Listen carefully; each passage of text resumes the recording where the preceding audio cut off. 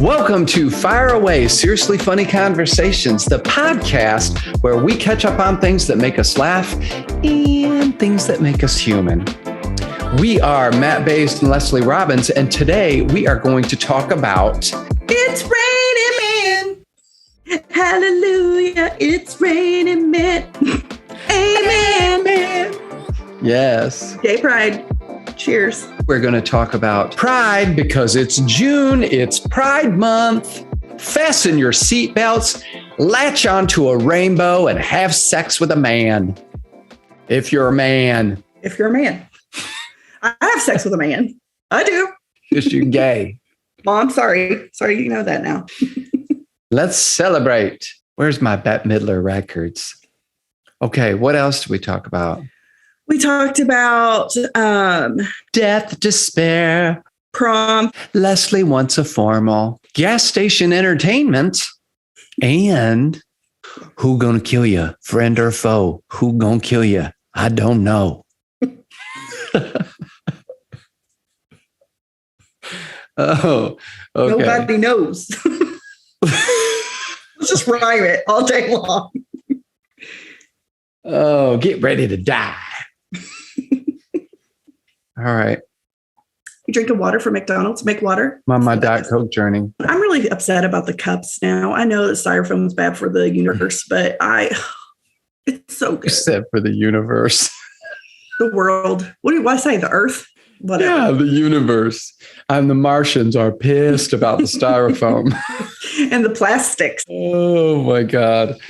Oh, I just gave our podcast to two ladies at Chris's thing. He asked me to come to this happy hour to meet these people. Of course. Where you'd be like, no, I'm going to stay home. I was like, no, thanks. Yes. Happy hour. She was like, what's it called? And I said, Fire Away. And she just goes, Mystics, Mediums, and More Death. And I went, one of my two favorite episodes so far, that in junior high. I said, my co-host believes in all the mediums and loves all the mediums. She goes, you don't? And I said, no. And she goes, have you heard of Tyler Henry? And I was like, oh my God, you have to watch this episode. And I said, have you heard of Sylvia Browne? And she goes, no. I said, this lady from the 90s or whatever. And she was like, no, I have no idea. And I was like, okay. And I said, well, she talks about Tyler Henry. She goes, because he's real. And I was like, okay. God. Oh, you got to keep watching Heartstopper. I did not. I'm mad at you because you said those boys weren't ugly. And they're cute as buttons. I didn't say they were ugly. You were like, they're not cute. That's what you said. No, I said they're not like movie stars. It's sweet as pie. There's only 8 episodes and we covered it in 3 days. And now I'm like, what's going to happen? So cute. So in honor of Pride, if this is going to be a Pride episode, thank you for saying something. I've got a few things to talk about. Well, I bet. I don't have a lot to say because I'm not gay. We could talk about anything. We could talk about your stuff too, like how you've always wanted to be a lesbian. Sure. We'll just go there. Or that you might give it a try eventually. Maybe. You've never thought about the boobies? No. Oh my God. My mother's okay. Oh, this is not going to be. Okay. I would never put this on there. I say that, and then this is going to be our running ad in 4 weeks. My mother's going to be watching this. Tammy. Oh, Lord Jesus. No. Happy Pride, everyone. It is Pride Month, and we are here for it because half of this business is queer, bait, homosex, gay, and happy to be here. I'm here. I'm queer. I'm not used to it, but I'm getting there. I'm all about it. I support it. So we were talking the other day about people who are like, how do you know you're gay? Like maybe you're not. You were like married all those years. That little boy on the show on Heartstoppers Googled, am I gay? Google. Oh my God. It's so cute. Which we are going to have to talk about Heartstopper because, oh my cuteness. Mm-hmm. But we're sitting there talking, Chris and I are about this, how people think that like, how do you know you're gay? It's like, well, how do you know you're straight? You just know. But like, I just don't care about the girl parts. That's the only way I know how to define some of that. It's not just sex. It's also spirit. There's a lot of spirit things, but from a physical standpoint, I just don't care about the girl parts. Sure. Neither do You I. know? So you get it. But the reverse, yes, it's just, there's a difference. I've done both. And doing this as a gay man, it is an absolute different experience. It feels like hand in glove. It feels like, oh, there you are.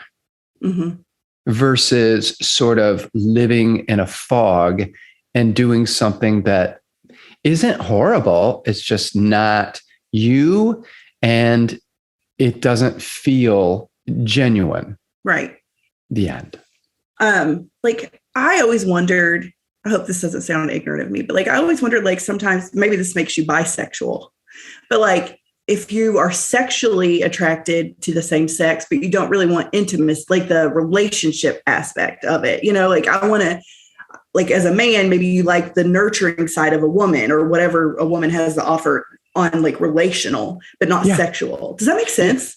Totally. There's like, I knew a girl who talked about, I forget what she called it, like hetero-romantic or something like that, where she is physically attracted to women and men, but she only is romantically interested in men. You have to think about it as a both and. It cannot be just one track minded. Right. You have to open up and realize that everybody looks at this stuff in different ways, and it's nobody's business how they do it. Anyway, I think everybody just needs to stop trying to label and trying to tell people what they can or can't be. And even people are like, how many letters are they going to add? And my answer is, why do you care? Honestly, I think someday the letters won't even be a thing. I think it'll just be like, everybody's just normal. Yeah. You know, like you don't have to say I'm gay. It won't matter. Totally. You know, and I think people will be matter. like, wait, you guys used to come out? What do you mean come out? Like, why would you do that? It was like, well, we lived in a world where people had been suppressed of who they were. And so you actually would have this sort of stand up and declare so people knew. Anyway, that show, Heartstopper, which I'm sure a ton of people have already watched, it's on Netflix. The episodes are short. They're 27 to 30 minutes. It is one of the sweetest shows that I've seen. And one of the reasons that I love it so much is because what I didn't get in junior high school, in my coming of age, dating, all of that, was the opportunity to just experience my own sexuality and all of the drama that comes along with that. You don't get any of that, you know, and you're learning about life during that time. You're learning how to interact with people and how to interact as yourself. Well, when you don't get any of that, it's almost like an emotional atrophy or a sexual atrophy, you know, where you aren't growing and aren't becoming. So when you come out at 40 years old, man, it's like adolescence all over again. You're learning for the first time to do the things that most kids learned back in high school. So the great thing about this show is watching these boys be gay and figure out their sexuality at such a young age and show interest with one another. And it's just the sweetest show. It is. I love it. Love it. Chris and I watched it together and we're like giggly and like, oh my gosh, this makes me so happy. It's just wonderful. It's just wonderful. Cute, cute, cute. So like, why is Dolly Parton like the mascot for gay people? Because she's Dolly Parton.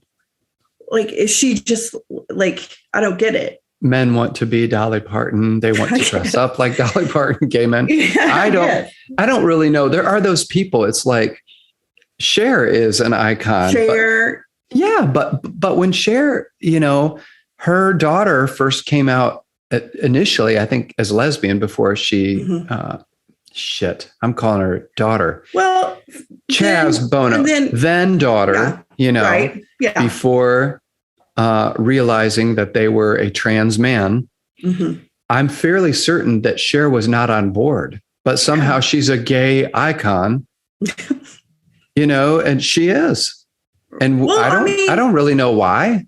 I think because gay men love her. I would say, and I'm like talking out of my tail right now, so please forgive me, but I would say 10 years ago, gay guys would be like, do you think we want to be bullied? And you think we want this life of like being pushed aside and being different? Like, but now it's like, oh, it's cool, And so I think as a parent, you just don't want that for your kid. You don't want anybody to be mean to them.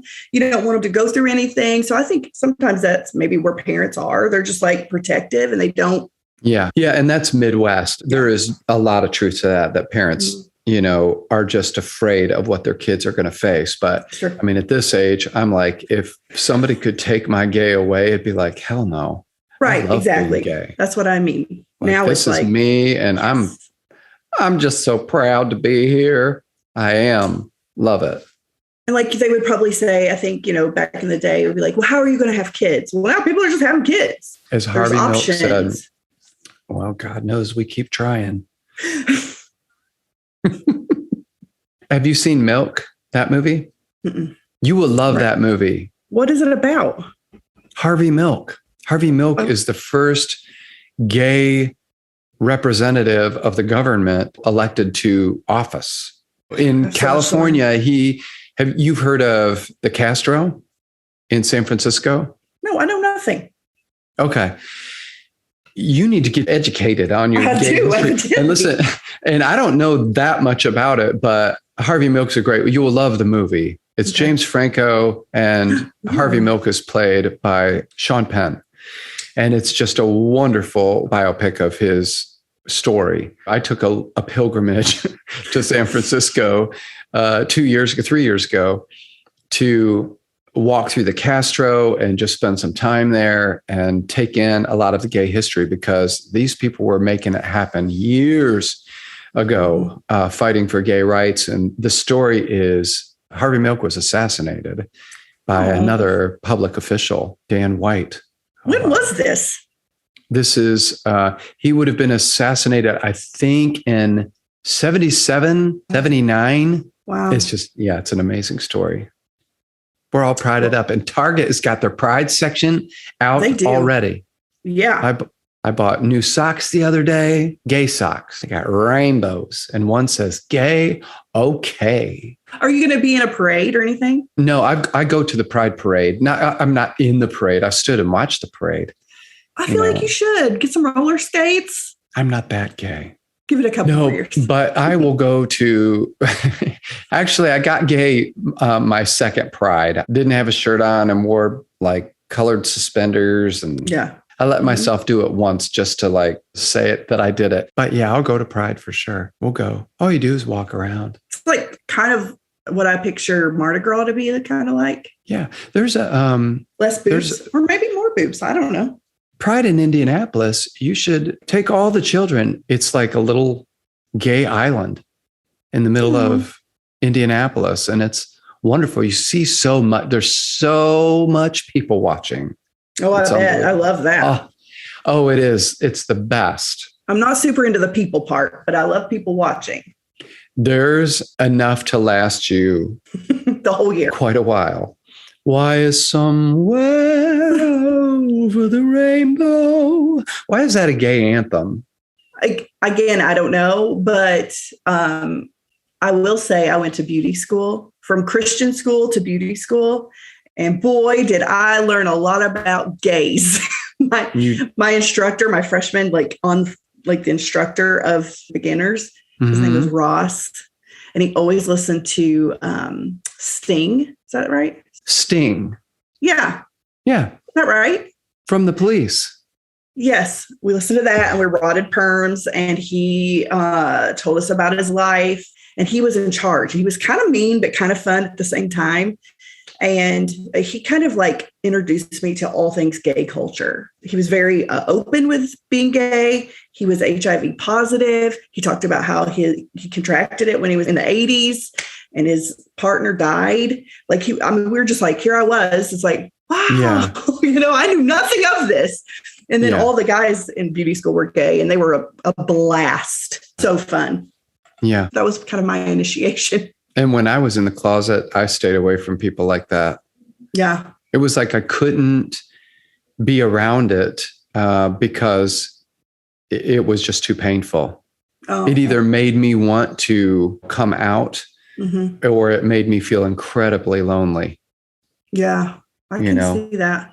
And Chris and I have talked about that, how you would see just two normal guys that were a gay couple. And if it hit you wrong, you'd think about it for 2 or 3 days. It just F you up, because you were just like, that's what it should have been. Yeah. So that's that. If you are interested in pride, look around in your city, and if you don't have something going on in your city, travel to another city, become a part of it, lend your voice to the cause. It's important to show up in June, LGBT, QRL, MNOP. And I would say, if you're not gay like me, still go and just see what it's like. Even if you feel really uncomfortable and it's not your thing and maybe you even disagree with it, still go and just watch and open your mind and just see these people having a blast, see their humanness and just love them. Just be open-minded to it. I think that's a message for the Midwest because, on the ends of the United States, East and West, nobody cares. Nobody gives a shit. It's in this Midwest where people still think it's some sort of deal. And it's just not. You might catch gay. You might catch it. Oh, you just get tired of people thinking that you're either crazy or that you've gone off the deep end or that you've lost yourself. And it's like, bro, I'm the same person I've always was. It's just now and now I'm being honest about it. But I'm no different than I was before. I liked men then. I like men now. Now I just talk about it. Men, the end. Okay. So Leslie, tell me what's going on. It's the end of the school year. What's going on? Well, my oldest daughter is a senior. And so I am consumed with prom and I'm consumed with graduation and graduation open house. And she could care less. She doesn't care? She does not care at all. I'm always like, do you want to go get makeup for prom? Do you want to go and get new jewelry? Do you want to order new shoes? And she's just like, When I was in high school, I had a prom dress 6 months before the prom. I was ready. Yeah. I was at the tanning bed and I was jewelry and head, all of it. And she couldn't give 2 rats' butts about it. She doesn't care. She doesn't. Is that's just how she's wired then? Yeah, she's an introvert, but she is she doesn't show emotion or feelings she doesn't get excited. She doesn't get sad. She doesn't get mad. It's all kind of in this one little box. This is what you get. This is when she's mad, when she's sad, when she's happy. It's all this in this little box where I'm a little more excited. Anyway, I'm excited. I'm having fun. She's my first daughter to go all the way through and go to prom, and I'm enjoying it. Are you going to be a chaperone? No, she would die. But you might get a new prom dress. Something in taffeta. What I hate? Peach taffeta. I've ranted about this, not on the podcast, but to my friends. Why is it that when you are in high school, that is the only real time that you do anything formal other than your wedding, maybe? And you get to be an adult, you don't get to wear a fancy dress. You have no reason. There's no reason. But when you're 16 in braces with your glasses on, you're wearing your sequins dress, you went to a nice venue. And I'm like, why can't adults have that? Do you see the guy on TikTok who's when we make over moms on TV shows, he goes, it's the worst thing ever. Because they grow up, you always tell them they're princess, they're waiting for their wedding day. Their wedding day comes, they're in this beautiful gown, taking pictures down by the duck pond. And then the next morning they wake up and you throw a sweatsuit at them and say, get to work. Cheers. So he said, and then they have these TV shows where the whole family jumps out of the closet and says, you need a makeover. We don't like you like this. Right after she's made them all lunch. It's the truth. And he goes, and then they do the big reveal and all the kids and the dad have the nerve to cry. They cry because she doesn't look like herself. It's so wonderful. My God. We need more formals. What kind of formal do you want? Well, like this weekend is the Kentucky Derby. I was like, I would love to go to the Kentucky Derby and wear the they hats. don't they? The big hats and yeah. Yeah, I mean, it's not a formal dress, but you wear like a very, you get dressed up. And they have like a whole weekend. So you go to parties if you want. They have a whole thing. Yeah. And I would love to do that one year just to say I did it, never do it again, because I know I will hate it, the crowds and all that. But just to say I did it once. Oh, God. I grew up in Kentucky. I want to do it. I know that I will hate it, but I'd love to go. I will love getting dressed up, and I'll get there and I'll be like, let's go. I got to get out of here.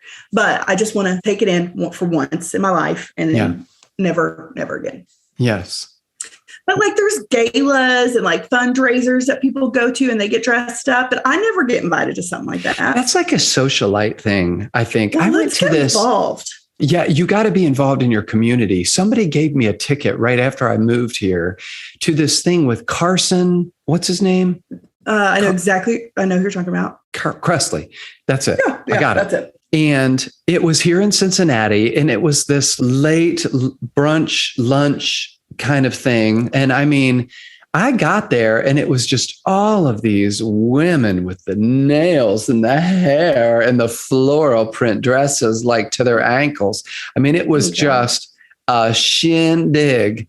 And I was like, where am I? And who are these people? And I mean, words like dignitary. And they have these events. And then there was this catalog with all this shit in it. And I thought, I swear to God, I've never done anything like this in my life. And Carson Kressley is up there telling stories and everybody's laughing. And it was just like, what is this? This feels like Cincinnati royalty. It was fun and I'd go back, but I am not on whatever invite list that is. Somebody gave me a ticket because they couldn't go. And I was like, oh, sure, I'll go. I had no idea what I was in for. It was something. There's this place. So the Kentucky Derby is in Louisville, but in Lexington, which Keeneland. Now that people get dressed up for that. And then right next door is that castle, the Kentucky Castle. You and Chris should go there. It's closed. It's only like an hour from you. And it's a hotel now. They've made it a hotel and it's very high, like ritzy. Yeah. You all should go. That would be fun. We crashed Keeneland. You did? Yes, Chris and I did. When we got married, we went to Lexington for we called it our mini moon because I lived there for a while. So I was showing them all around. And then we went out to Keeneland and just drove in there, parked, walked into one building, and it was all the ornate wood, real dark, heavy drapes, all of the brocade fabrics, all that. And then we walked outside. The racetrack is literally right there. No one is stopping us. And then we walked around a corner and there was a wedding going on. Everybody was out there in front of the track, this big wedding and the hats and the tables and everything was so beautiful and music was playing. And I was like, oh, and we stood in the corner and we're like a wedding. Yeah. That would be an awesome wedding at Keeneland and make everybody dress up with hats. That would be so cool. And there we were in our shorts. Like, we're here. Yeah. And t-shirts. And we're like, here we are. Obviously, I have no bouncers for this thing. Right. Like, it would have been an easy wedding to crash if we'd had the right clothes on. Oh my gosh. That would be kind of fun to crash weddings, wouldn't it? Yes. I'd be too afraid to get in trouble. Like, they'd be like, who are you? I don't know. You wouldn't be able to lie? I'd have to hide behind somebody like you. You or my sister, very extroverted, charming, because I would just crack and be like, I'm not supposed to be here. I'm so sorry. I think you just say something like, I'm with Marty. Like that's an inconspicuous name. Yeah. Where they're like, oh, yeah. Oh, okay. The dentist, you could throw that in. Yeah. Yeah. They'd be like, oh, yeah, yeah. Because they don't want to not be in the know. Right. And then you just keep on dancing, shaking your tail feathers. Shut it down. Absolutely. I have a question. Okay. The gas station TV. I don't know that I've ever really thought about it until today, where there's a TV at the gas pump, but I don't know anyone that would actually enjoy that. And they are loud. Yeah. Super loud. So if you're on a phone call, forget it. Mm-hmm. You know? I think they're trying to keep people from getting in their cars. I don't think they like for people to like just clamp the handle and then get back in their car. I never used to get back in my car, but I do it all the time now. Yeah. I can't take all that noise. It's noise pollution. There's a meme of this guy who brought a lawn chair to watch the gas station TV because he was mad about Netflix upping their prices. I guess I'll just be here watching TV. Is it one of those old lawn chairs? Yeah, like the ones that are like braided. Yeah. Yes. I love those. In my mind, there's two versions of that. There's the braided type, like it was more like a woven. I don't know what the material is. But then there are also like the plastic, like straight across. Yeah, the plastic ones are terrible because if you sat on those and got up, your legs were a mess. Oh my God. So my son Jared plays travel baseball. This is his last year. Oh my gosh. Has he done that for a long time?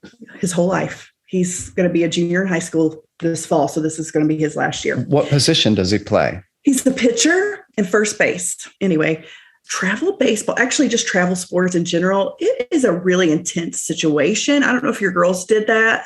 No, we purposefully did not. I hate it. First of all, it's a lot. It's a lot. I hate it. I don't want to be, I'm not the mom that's friends with everybody. I don't know anybody's mom. I don't talk to them. Nothing.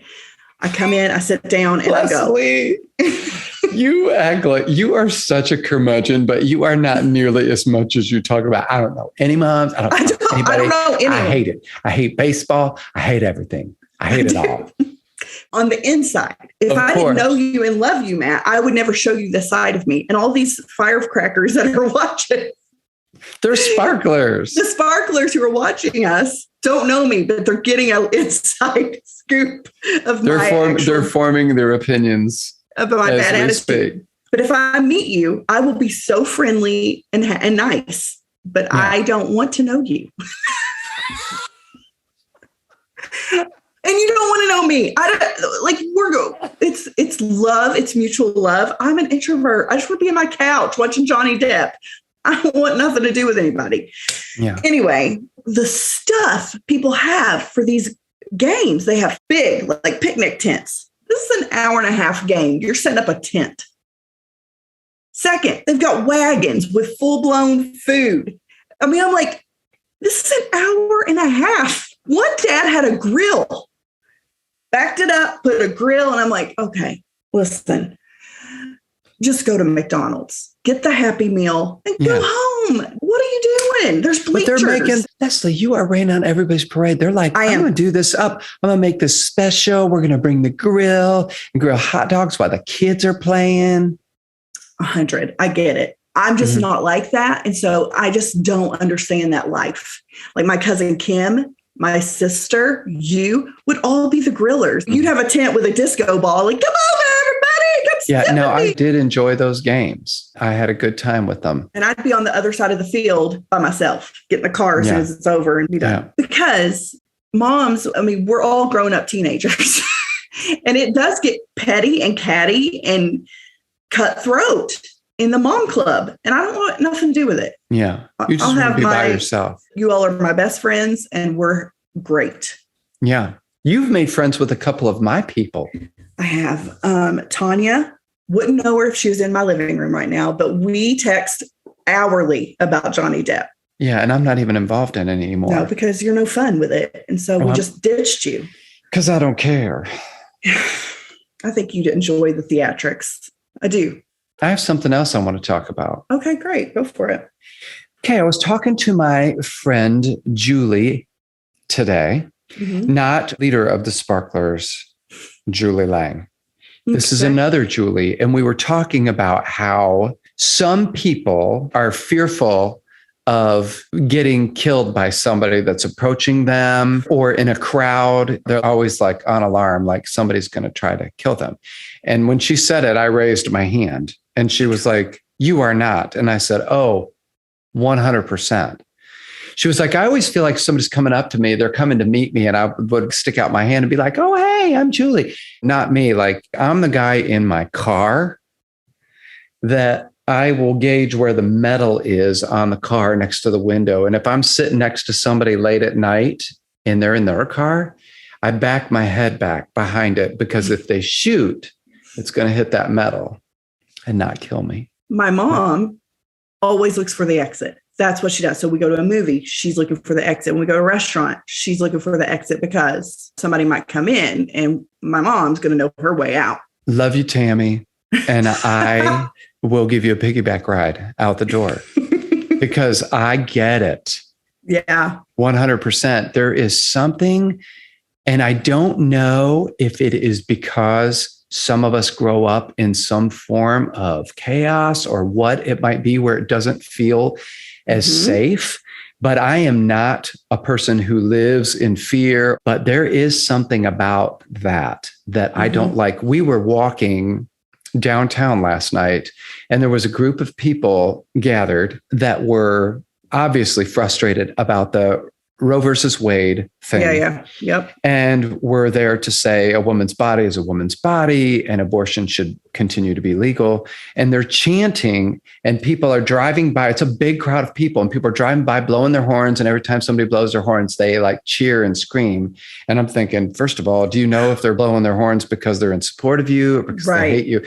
Right. Well, we stopped about 20 feet outside of this big collection of people, because Chris was like putting in his maps to figure out where a place was. And I felt unrest and literally said to him, can we like move away from here? Because in my mind, all I'm thinking is when the guns start going off and the bullets are whizzing around, I'd like to be further away from this group of people.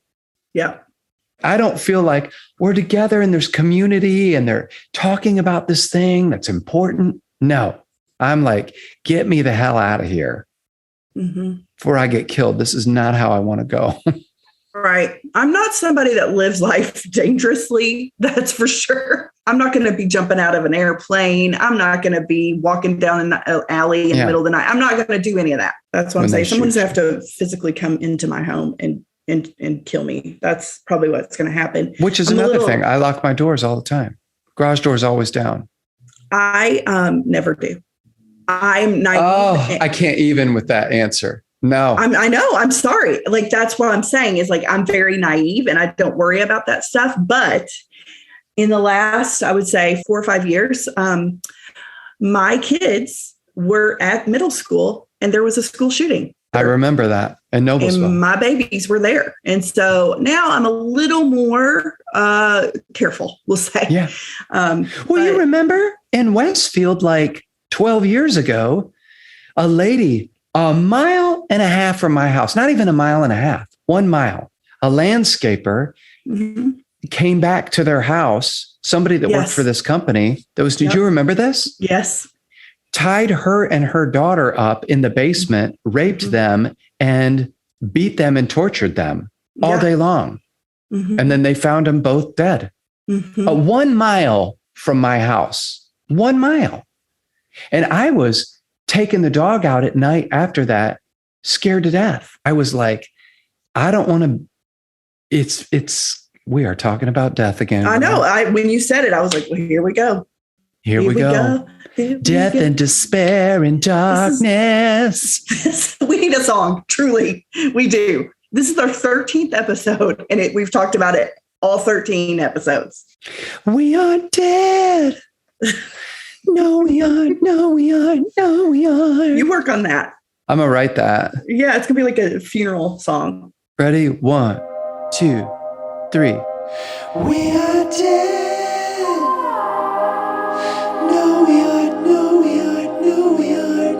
We are not dead. Oh. So when the person's walking up to you, are they coming to kill you or to make a friend? Well, to me, both is dreadful because I really don't want to talk to strangers. So like, if they're coming to make a friend, just kill me. This is the truth. Like if I'm at Kroger or at the grocery or I'm at Walmart or Target and I see somebody that I know, my instinct isn't to be, hey, it's duck and hide. I don't want to talk to anybody. That's my nature. I just don't. It's awkward. I hate small talk. I hate it. So that's where I'm at. It's just, I'm weird about it. That's where I'm at. This is going to be your new tagline. That's my shirt.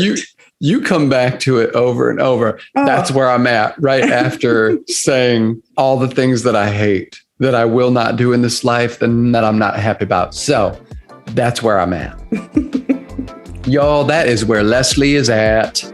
Well, that is it for us today on Fire Away, and we'll be back with more seriously funny conversations next week. Don't forget to like us on Facebook at facebook.com/podcast Fireaway and on Instagram at fireaway_podcast. And watch us on YouTube, our YouTube channel at Fireaway something or other, and fire this podcast off to a few friends. Fire away with a PH. Fire away. With another PH. Hello to the sparklers. We love you, sparkle on.